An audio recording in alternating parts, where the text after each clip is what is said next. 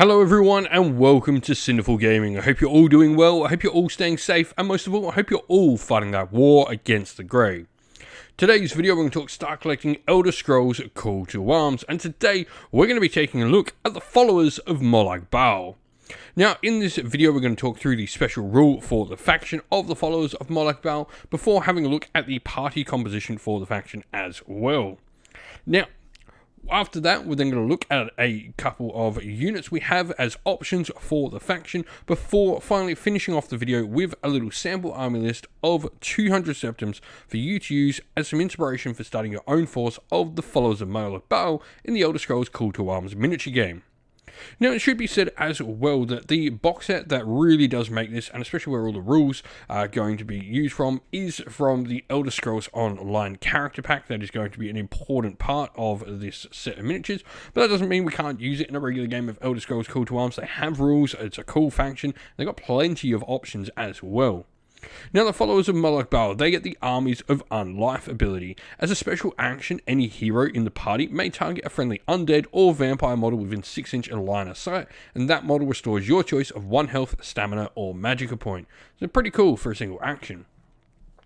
Onto party composition though, the followers of Molag. Now, there aren't actually any models besides one that have this particular faction rune mark, but they do count all undead, vampire, and necromancer models in the same party as faction heroes and followers. So effectively, you can build your army with any of those models, plus anything with the followers of Molag faction rune mark.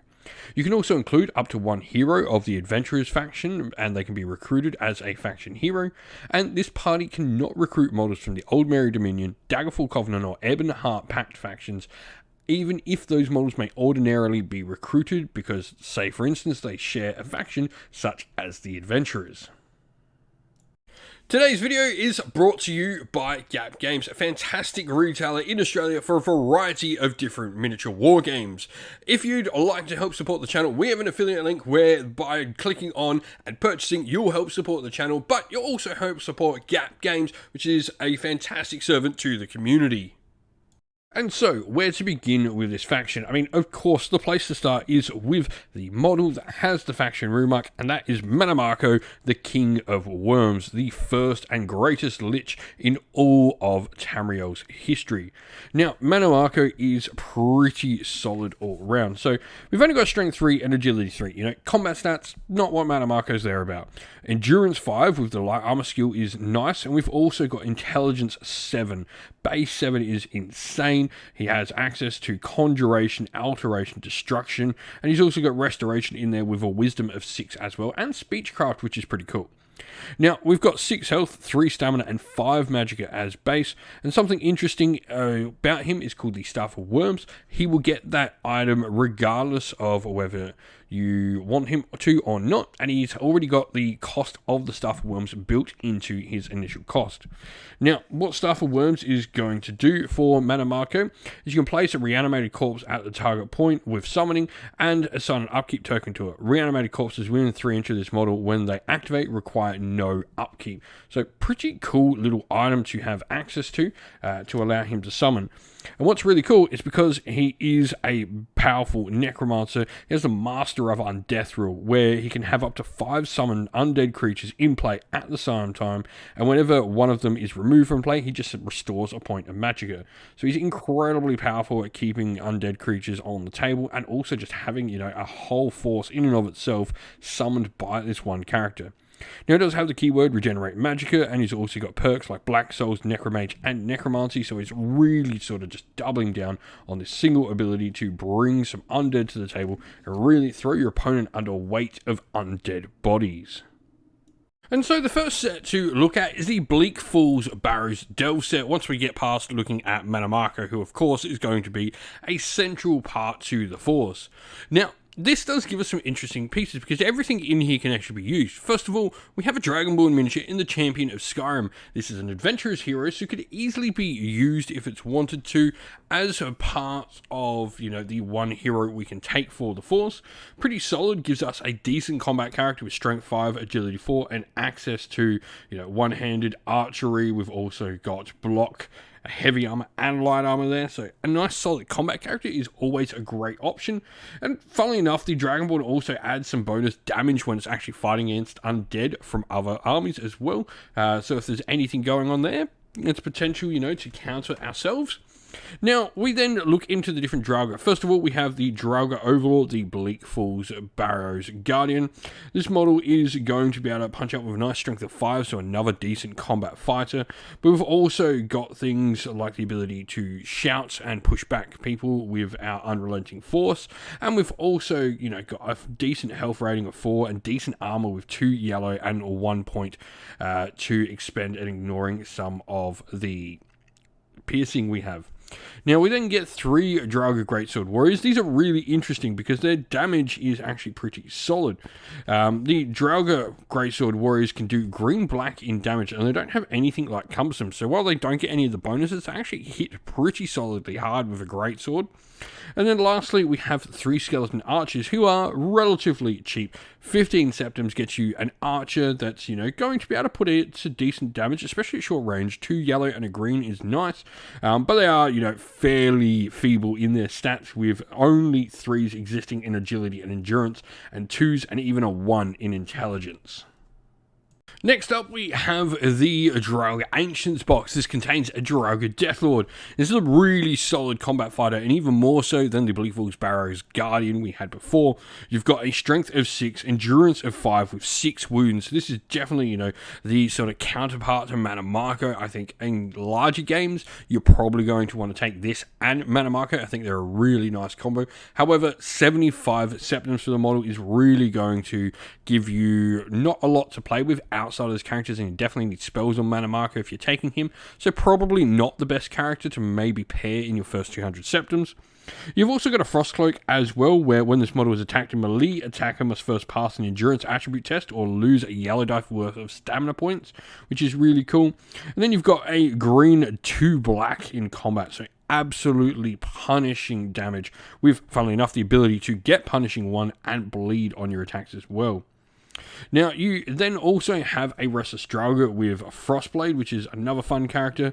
Strength 4, and relatively cheap for your Draugr heroes. You've then got a red-green in damage there, so nice solid combat damage for a pretty cheap cost. And lastly, 3 Hulking Draugr with axes. These are going to be green-red once again. Slightly more expensive than your Restless Draugr, but they are going to have that strength of 5 and endurance 5 there as well, along with some extra wounds onto what your Restless Draugr would have. Then we have some more Draugr Warriors again. We've got 3 Draugr Warriors with swords. These are going to be a nice cheap Draugr option that's not, quite as brittle as the skeletons. You're going to have just your basic sword for a green and 2 yellow in combat with them. And then we've got 3 Restless Draugr with axe. These are Restless Draugr with your shield and axes. Now, they're going to have, a nice shield rating on them. They're also going to be relatively cheap at 28 Septims, which is nice. But you've got that green-red on the fighting, which is nice. So they're a nice sort of midway sort of fighting. They're not quite overly offensive. They've not got no defense like some of the Draugr do. I think these are a really solid place to be for your sort of mid-range Draugr. And then lastly, for the Draugr, we have our Skeleton Horde set. This is going to have 3 Skeleton Warriors and 3 Skeleton Axemen. These are going to provide us, with a skeleton that can actually do a bit of damage with green-red and the potential to bleed and 2-handed block. But then we've also got the Shielding Skeletons, which are a little bit more resilient and pretty solid at 15 Septims. I think these are really nice. The Skeletons don't have awfully good stats. They are just going to be the same as the Archers. So you've got Agility and Endurance 3 with Wisdom and Strength 2 and an Intelligence of 1. But I think, these, for their Septim cost, are really nice, especially the base Skeleton Warriors. I think they're a really solid additional little piece and cheap to get you some bodies on the table with. Moving on to the vampires, we then have the vampire core set. Now this is really interesting. So first of all, we are going to get Lord Harkon, and we're also going to get Lord Harkon's master form in this as well.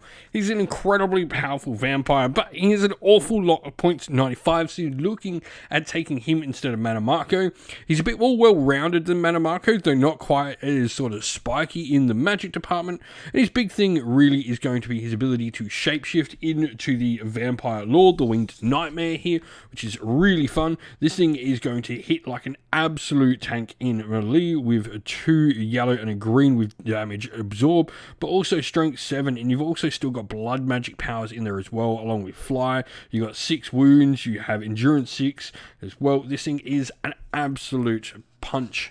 Now, he is joined by Orthiolf, who is a fun little secondary hero. You've got the Elf Enmity, where he gets some extra bonuses when he's fighting elves. He can actually reroll any failed critical fails.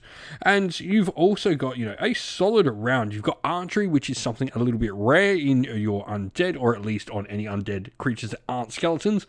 And you've also got a strength of 4 with the ability of one hand and block, so he can take a variety of different options in his melee. And you've also got Conjuration, Destruction, and the Blood Magic spells as well. You then have 3 Valkyr vampires as the last characters from this set. They are going to be the Outcast Dunmer, Outcast Ultima, and Outcast Imperial. All in all, they're pretty similar on their stats and cost-wise, which is really nice. But they're going to have 3 wounds a pop. They're going to have a strength of 3 and a agility of 4, endurance 4 on them as well, and then you've got intelligence 4 on all of them, and Eastern wisdom 3 on all of them. So some really nice, well-rounded, solid fighters. 32 septums for them is pretty nice and pretty efficient as well when you compare it to some of the Draugr options. I do think they outclass some, though they do lack any blocking ability. And then we have the Vampire Fledglings box set. Now this is interesting because the Death Hounds, while they can be included in Valkyr vampires, they actually don't have the undead rule, so they can't be included inside the followers of Molag Bal. But the Vampire Fledglings certainly can, and at 24 septums each, they are really cheap vampires. They're going to get you 3 wounds on the table, which is nice, and then 3s pretty much across the board except for their intelligence, which is going to be 2, so they have access to destruction magic. So these are a little bit more sort of all the time offensive. I like this sort of vampire character to take for your force. And then lastly, we have the Valkyr Inner Circle. Now, once again, the gargoyles, while they do have the Valkyr Vampire rune mark, they are not going to be able to be taken inside the followers of Molag Bal, but this doesn't mean that you can't take the rest of the vampires. And the first of these is going to be the Ancient Vampire, the Clan Elder, a solid all-round vampire, strength 5 with 4s in endurance, intelligence, and wisdom, and 4 wounds with 3 magic and stamina. This is going to get you blood magic, conjuration, destruction. You've got the Thrall Master, where friendly clan Valkyr thralls can get some bonuses around it, so you're not going to have any of that with this. But, Vampiric Drain, immunity to poison, Night Iron, resistance frost, all in all, a fun little character. We then have the Ancient Vampire as well. The Vampire Mistwalker is going to be a fun little extra. This is a Shadow Vampire, which is nice, instead of a Path of Might Vampire that some of the others are, or Path of Sorcery. This is definitely going to be one of your sneaky ones. Now, once again, it's got abilities that do work with the Valkyr Thralls, but you've still got a solid vampire hero here. Now, we then have the Valkyr Master, lastly of all. This is a really fun, and this is Vingalmo's model. Now, you've got Know Your Place. When Vingalmo performs the rally command, you can immediately reassign the remove Shaken token to any enemy, follower, or minion adversary within 6 inch and line of sight. So you can sort of play around with that, which I think is an incredibly powerful ability. And then you've got access to a ton of different magic, including restoration there as well. Though, don't forget, weakness to fire is a thing on him as well.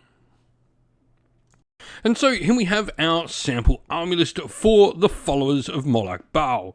Now we have Manam Marco, the King of Worms, leading our force of course. Standard wise, this model always comes equipped with the Staff of Worms, which is going to allow us to just summon 5 of the summoned undead creatures, which is really fun. So just straight from the get-go, we've got 5 extra models on the field just because we are playing with Manam Marco. Now, we have gone for giving him the Ancient Falmer armor. Now, what this does, it gives him a red armor rating with the potential to add yellow to it as well, but also adds green to any light armor skill test the model will have to make. We don't have healing because, of course, we want to make sure we can heal. We obviously have some built-in healing with our faction rules, but extra healing is always nice to be able to do, especially on Manam Marco himself. We then have the raised zombie, because this does allow us to create some additional sort of more powerful fighters for our force. The basic sort of raised corpse aren't quite as powerful as the zombies, so this just gets us a little bit of extra power there. Follower-wise, we have a Drago Greatsword Warrior. I think they're just great. The fact that they don't have cumbersome with a black damage with green is really nice. A Restless Drago with Frostblade for a nice little extra hitter as well. We then have a Skeleton Archer just for some backfield holding. This allows us to place this model on any sort of treasure or objective tokens deeper into our backfield and still affect the game. And then we have a Skeleton Warrior. 14 Septums for these is really, really solid in my mind. I think they're a great piece to have. Now, it should be said as well that, of course, we are going to have extra models in this force. As mentioned, Manam Marco can just summon a ton of extra pieces to the table. I think this is a really fun force for the followers of Molag Bal. But if you've got some ideas on how you'd want to build your own force for the Molag Bal followers, let us know your thoughts down in the comments below. And that's the end of the video. We hope you all enjoyed it. If you did, please don't forget to leave a like and subscribe to the channel, and also drop a comment down below letting us know what you thought about the video. If you'd like to come chat more with me and other members of our fine little community here at Sinful Gaming, we have a Discord server linked down in the video's description. Also linked down in the video's description are the best ways to help support the channel. You can use one of our affiliate links to Gap Games or Element Games if you're in Australia or the United Kingdom, or you can subscribe to our YouTube members or Patreon, or grab some merch from our merch stores on Teespring or Ko-fi. All the best ways to help support the channel. As a special thanks to all our Patreon and YouTube members, we'd like to give them all a shout out. So thank you to our patrons: Broken Chef, Andy C, Grimskull, Colorblind Magic, Benjamin Swallows, James Cater, Mark Harvey, Domir, Average Wargamer, JJ Austrian, Cure Dynamic, Andrew Bowen, Outer and Shot First, Kenny Lowell and Soren. And to our YouTube members: Green Roots Gaming, Ronya, Lock Lorick, The Johnny84, Broken Chef, Ariana Edwards, Monty's Tabletop Terrain, James Tillman, Disco, John Castle and Gargamel196. Thank you all once again for watching. Like, subscribe, comment down below. Stay safe everyone, stay well, and most of all, keep fighting that war against the grey. Ciao for now.